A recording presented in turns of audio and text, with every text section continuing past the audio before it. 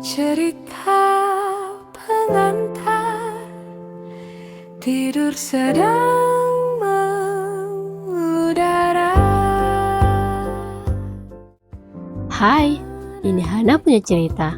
Kamu sedang mendengarkan Nyonya Suami part 18. Silakan pasang earphone-nya dulu ya. Sini, aku temenin tidur.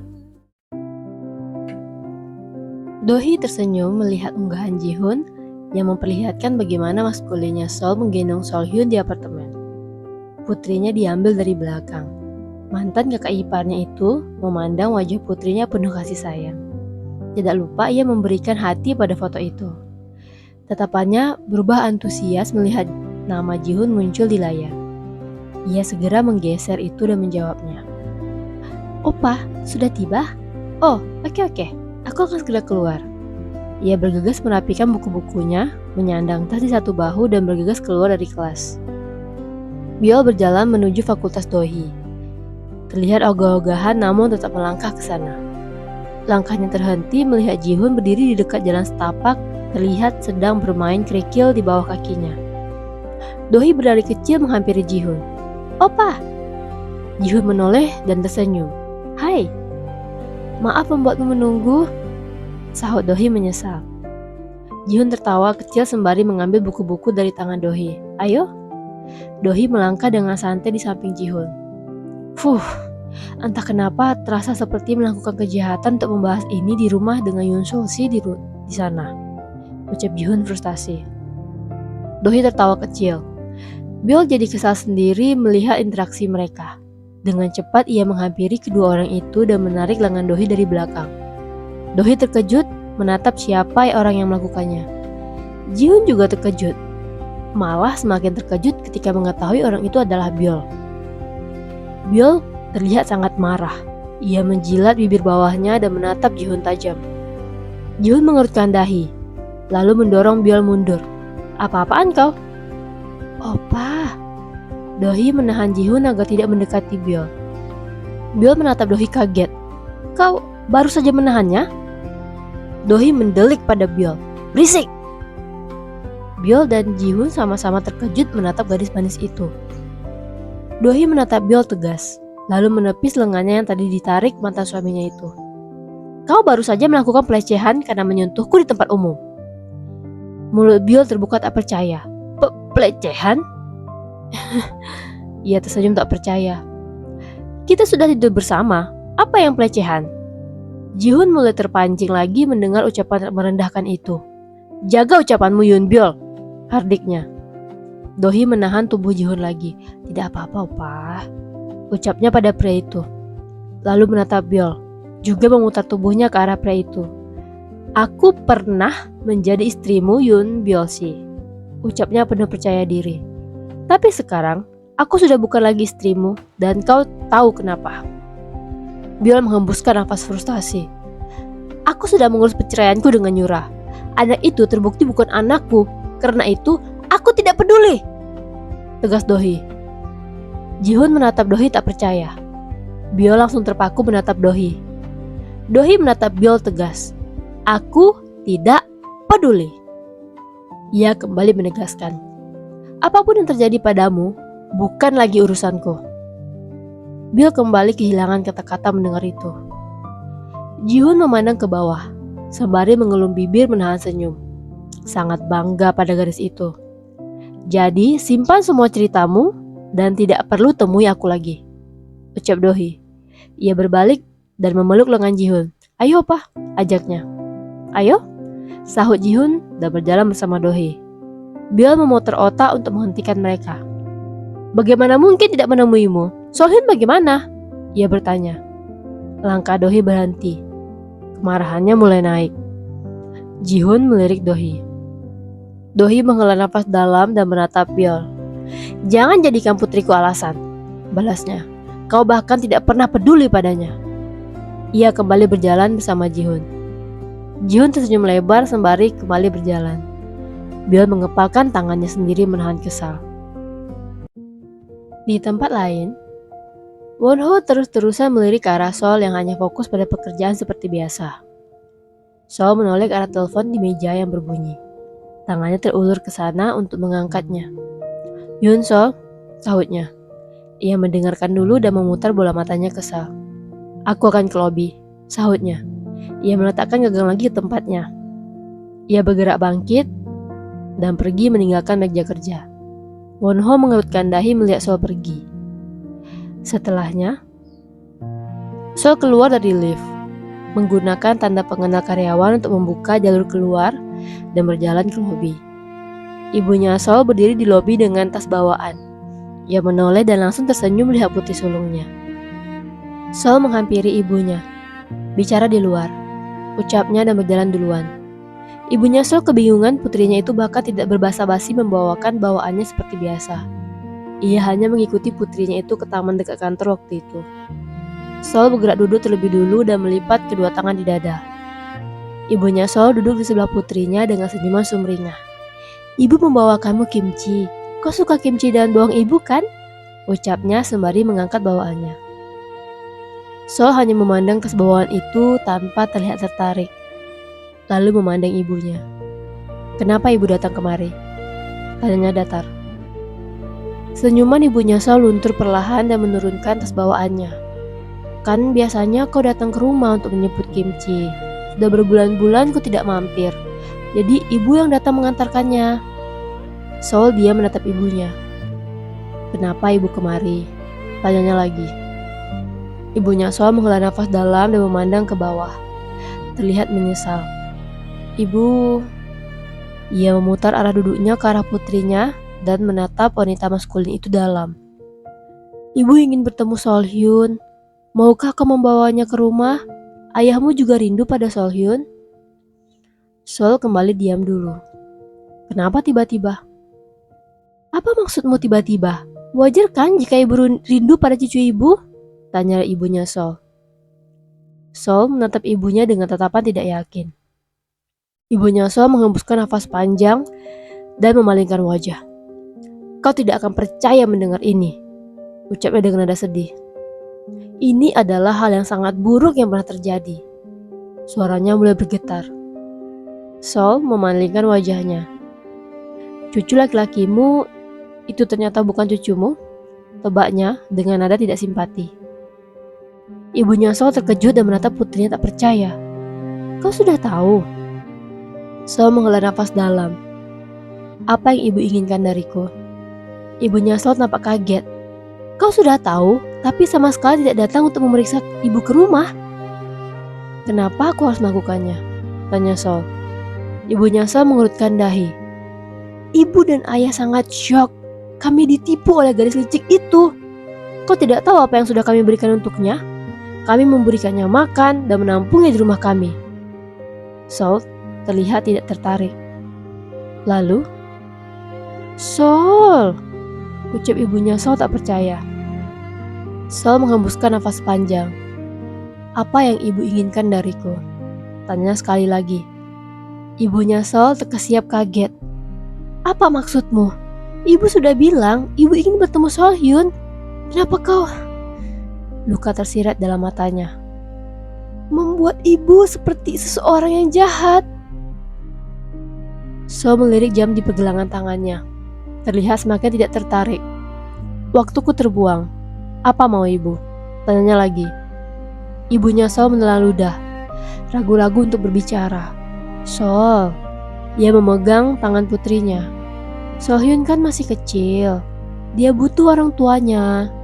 Jika Dohee ingin kembali pada Byul, kau akan membiarkannya kan?" tanyanya hati-hati. Sol mengerutkan dahi. "Maksud ibu, Byul yang ingin kembali pada Dohee?" Ia memperbaiki. Ibunya Sol menghela nafas dalam. "Kau ini," ucapnya sebal sendiri. "Adikmu sudah mengurus perpisahan dengan wanita sundal itu. Jadi mungkin saja kan jika mereka kembali lagi bersama?" Sol tersenyum tak percaya mendengar pertanyaan itu. "Bu, putramu sudah menyakiti Dohee. Ibu berharap mereka kembali." "Sol, semua orang melakukan kesalahan dan semua orang juga belajar dari kesalahan itu," ucap ibunya Sol bijaksana. Sebelah alis Sol naik mendengar ucapan bijaksana itu. "Jika begitu, Pinta anak ibu itu memperbaiki dirinya dulu. Belajar dulu menjadi seorang pria dan seorang ayah, sahutnya. Karena itu, ucap ibunya Sol menegaskan, Biol butuh Dohi untuk membimbingnya menjadi lebih baik. Dohi itu anak baik. Hidup adikmu sangat terurus dan baik jika bersama Dohi. Sol tidak bisa berkata-kata mendengar itu. Ia hanya bisa menatap ibunya tak habis pikir. Bu, putramu bukan dewa. Jika mereka salah, biarkan mereka menghadapinya sendiri. Jangan paksa orang lain berkorban untuk mereka. Sol, pinta ibunya Sol setengah memohon. Coba pikirkan Sol Hyun. Kau mau dia tumbuh di keluarga yang tidak utuh? Apa gunanya keluarga utuh tapi jika tidak bahagia? Tanya Sol. Mana ada anak yang tidak bahagia di keluarga utuh? Tanya ibunya Sol tak menghabis pikir. Sol tertegun mendengar pertanyaan itu. Luka tersirat di tatapannya. Ibu ingin menjadikan Dohi sepertiku juga. Ibunya Sol mengerutkan dahi tak mengerti. Apa maksudmu? Dohi bukan putrimu, Bu. Jangan siksa dia seperti ibu menyiksaku. Pinta Sol terluka. Ibunya Sol terkejut.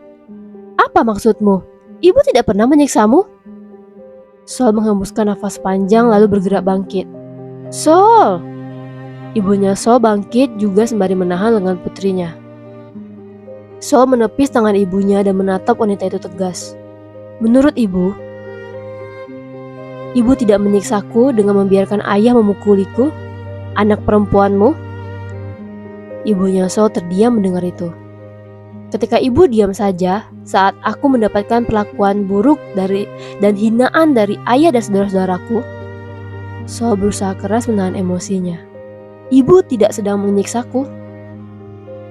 Ibunya Sol menatap putrinya menyesal. Sol memalingkan wajah dan langsung berjalan pergi tanpa mempedulikan ibunya lagi.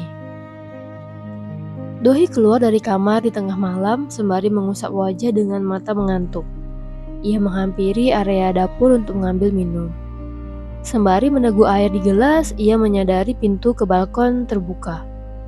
Ia mengedip-ngedipkan mata, meletakkan gelas di wastafel dan berjalan ke pintu itu. Di balkon, Sol berdiri memandangi pemandangan malam. Kedua tangannya bersandar ke pagar pembatas. Dohi mengintip keluar, melihat sosok Sol seorang diri di sana. Ia menimbang-nimbang dulu apakah ia akan mendekati wanita itu atau tidak. Akhirnya, ia melangkahkan kakinya ke balkon. Oh nih, Sol menoleh. Ia berdiri lebih tegak melihat Dohi. Belum tidur. Dohi tersenyum tipis. Baru saja terbangun, jawabnya. Ia meletakkan tangan di pagar pembatas dan memperhatikan sekitar. Sol memperhatikan Dohi. Ada apa? Dohi semakin tersenyum memandang Sol. Tahu tidak, hari ini aku bertemu Biol Opa di kampus, ceritanya. Tatapan Sol berubah antusias. Oh ya? Dohi mengangguk penuh percaya diri. Aku sama sekali tidak menangis atau terlihat lemah di depannya, jawabnya bangga. Aku berkata padanya bahwa apapun yang terjadi padanya bukan lagi urusanku. Seulas senyum muncul di bibir Sol. Keren sekali. Dohi tersenyum lebar. Setelahnya, aku memang merasa keren sekali sih. Sol mengangguk membenarkan. Ia membiarkan keheningan itu sambil memperhatikan ekspresi Dohi yang kembali memperhatikan sekitar. Apa kau? Dohi kembali memandang Sol. Sempat berpikir untuk kembali dengan Biol? Tanya Sol hati-hati. Dohi memikirkan jawaban dari pertanyaan itu sejenak, lalu menggeleng. Aku memang berharap Biol Opa bisa menjadi lebih baik, tapi bukan untukku. Aku ingin, paling tidak, suatu hari Sol Hyun akan mengenali ayahnya sebagai sosok yang hebat. Sol menatap Dohi kagum. Dohi tersenyum karena tatapan itu. Aku ingat apa yang Oni katakan padaku. Jika aku tidak mengejar impianku, bagaimana Sol Hyun akan mengejar impiannya nanti? Dan satu hal yang aku mengerti adalah, aku tidak akan menjadi apapun yang kuinginkan jika tetap bersama Biol Opa, ucapnya. Bibir Sol membentuk senyuman kagum. Gumamnya mengerti. Dohi menghela napas dalam dan kembali menghembuskannya. Aku tidak pernah merasa sekeren ini seumur hidupku. Sol menahan tawa dan kembali memandang sekitar. Semoga besok jauh lebih baik dan lebih baik lagi, ucap Dohi pada langit. Sol semakin tertawa. Dohi memandang Sol dengan senyuman lebar. Apa Oni dan Jihun Opa akan segera menikah? Sol agak kaget mendengar pertanyaan itu. Kenapa tiba-tiba? Karena Dohi tersenyum membayangkan apa yang ada di kepalanya sendiri. Aku melihat Jihun Opa bersama Sohyun. Dia pasti akan menjadi ayah yang baik untuk anaknya nanti. Sol terenyuh mendengar itu. Menurutmu, Jihun mau menikah denganku? Mata Dohi membesar menatap Sol. Tentu saja Jihun Opa mau. Sol menghela napas dalam. Entahlah, sepertinya hubungan kami tidak akan tiba di titik itu. Wajah Dohi berubah bingung. Kenapa? Oni sudah bertanya padanya. Aku sudah berkata akan menikah dengannya, sahut Sol, tapi sepertinya dia merasa aku sedang bercanda. Mulut Dohi terbuka tak percaya. Oh, ini sangat keren. Sol menahan tawa malu. Apa sih? Dohi tertawa kecil. Lalu? Sol menghela napas dalam. Sejujurnya, ia memilih kalimatnya dulu. Melihat Jihun bersama Sohyun, aku ingin punya anak bersamanya. Dohi menutup mulutnya dengan tangan. Tatapannya berubah malu-malu. Sol diam sejenak. Tapi ia memandang Dohi. Itu berarti aku harus hamil dan melahirkan anak itu. Kepala Dohi berat ke satu sisi. Kenapa? Sol memandang ke bawah. Aku tidak tahu apakah aku siap untuk itu. Punya anak? Tanya Dohi memastikan. Sol memandang Dohi dan menggeleng. Hamil dan melahirkan. Dohi berpikir dulu. Lalu tersenyum lebar. Bayi tabung saja. Aku siap menjadi ibu pengganti yang akan melahirkannya, ucapnya sembari memegang dada. Sol cukup kaget mendengar itu. Apalagi mata Dohi berbinar saat mengatakannya. Kau serius? Dohi mengangguk membenarkan. Jadi ibu pengganti bukan hal buruk, sahutnya, sembari menyelipkan rambut ke belakang telinga. Sol mulai tertawa, merasa lucu sendiri mendengarnya. Sementara itu, Jihun keluar kamar untuk mencari Sol yang tidak ada ketika ia terbangun. Namun malah mendengarkan obrolan tentang pernikahan dan anak itu di sebelah pintu balkon yang terbuka. Bibirnya membentuk senyuman mendengarnya. Akhir pekan. Wah! Sepertinya ini cukup keren, ucap Anwoo sembari menunjuk layar ponselnya pada Jihun saat mereka pergi melihat apartemen di akhir pekan. Namun tidak ada jawaban dan menoleh. Menemukan temannya itu termenung. Matanya menyipit dan menyiku pria itu. Jihun keluar dari lamunannya dan menoleh. Oh, ia memandang ponsel. Anwoo mematikan layar ponsel dan menatapnya serius. Kau mengajakku keluar, melihat-lihat apartemen tapi malah melamun. Jihun mengatupkan bibirnya. Maaf, tiba-tiba teringat sesuatu. Jihun menghela nafas dalam.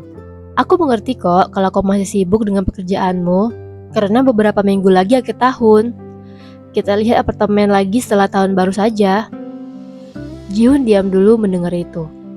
Ia memutar arah duduknya kepada Anwoo dan menatapnya serius. Anwoo, apa kau pernah memikirkan tentang pernikahan? Anwoo cukup kaget mendengar pertanyaan itu. Kenapa tiba-tiba? Hanya aku ingin tahu pendapatmu saja, jawab Jihun pelan. Anwoo menatap Jihun curiga. Kau dan Yeon Sol Nuna akan menikah?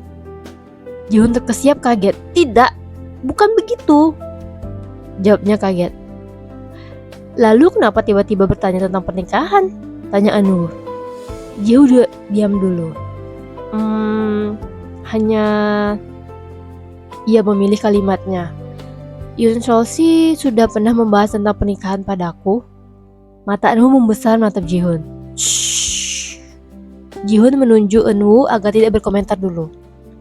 Aku belum berkata apapun tentang itu. Anwu menutup mulut tak percaya. Lalu? Apalagi? Jihun terlihat malu sendiri. Hanya, aku berpikir, bukankah ini terlalu cepat untuk kami menikah? Anwu mengerutkan dahi tak mengerti. Apanya? Maksudku, hubungan kami baru hampir setahun berjalan. Masih banyak hal yang belum kami ketahui satu sama lain. Jelas si Jihun mengungkapkan kekhawatirannya. Anwu tampak bingung. Apa kau tidak membayangkan pernikahan dengan Yoon Sol Nuna? Jihun membayangkan sesuatu dulu. Senyuman malu mengembang di bibirnya. Aku bisa membayangkan keseharian kami jika menikah. Punya anak dan membesarkannya bersama. Ia menghela napas dalam dan kedua bahunya turun lesu ke bawah. Jika kami punya anak, siapa yang akan dipanggil apa dan siapa yang dipanggil Oma? Anwu mengulum bibir menahan tawa, namun tidak berhasil. Jihun menghembuskan nafas panjang. Jangan tertawa, ucapnya malu. Anwu memegang perutnya menahan tawa. Kedua matanya sampai berair. Anwu, ucap Jihun malu. Anwu mengangguk dan berusaha keras menahan tawanya. Jika tidak tahu siapa yang dipanggil siapa, gunakan panggilan internasional saja. Mom, Dad, usulnya. Jihun menyipitkan matanya menatap Anwu. Bukan itu intinya. Anwu tertawa lagi. Kau ini, kenapa dipusingkan sih? Yoon Sol Nuna juga tidak memaksamu menikah dengannya.